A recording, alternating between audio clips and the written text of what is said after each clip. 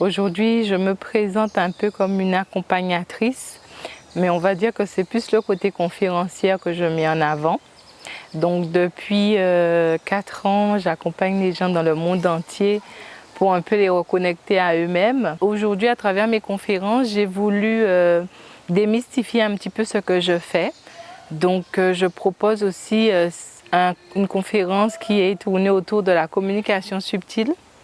Comment communiquer avec le subtil sans pour autant en avoir peur, de se dire qu'il y a quand même un côté scientifique, un côté rationnel à tout ça. Je suis petite fille et fille de vendeuse de feuillage en Guadeloupe et j'ai été bercée, élevée avec la nature. Tout autour de nous est vibration, résonance et énergie. Moi, je suis très sensible à ça. Donc aujourd'hui, ça a toujours été dans le domaine du mystique, mais avec la physique quantique.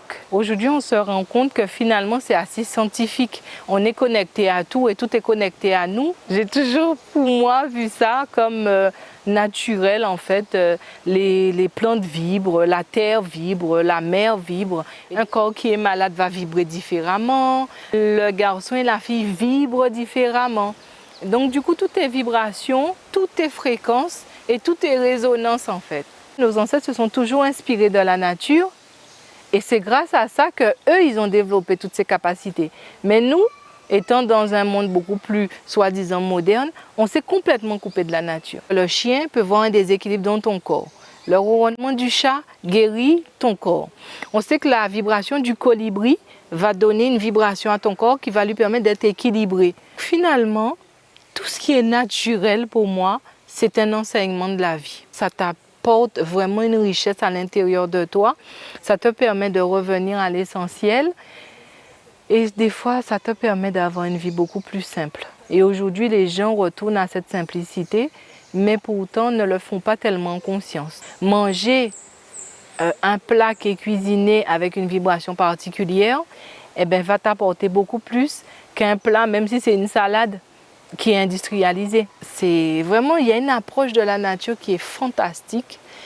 Et je trouve qu'aujourd'hui, même si les gens pensent qu'il y a un retour au naturel, si on ne pose pas une conscience véritable sur ce qu'on fait, sur ce que la nature est, eh ben on passe à côté de tout ça. En tout cas pour moi. Hein. Je veux dire aux gens, ne vous arrêtez sur personne.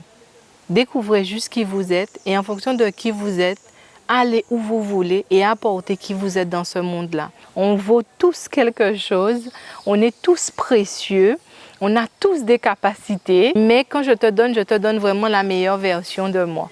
Donc c'est vraiment ce message que je veux faire passer.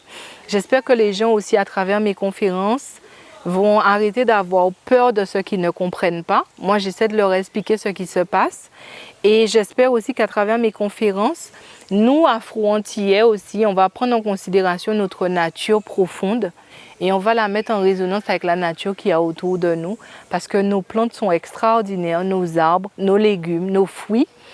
Et c'est quelque chose qui est important lorsque tu cherches une identité culturelle. Si tu ne prends pas en compte l'environnement dans lequel tu as évolué ou tes ancêtres ont évolué, eh bien, tu rates quelque chose.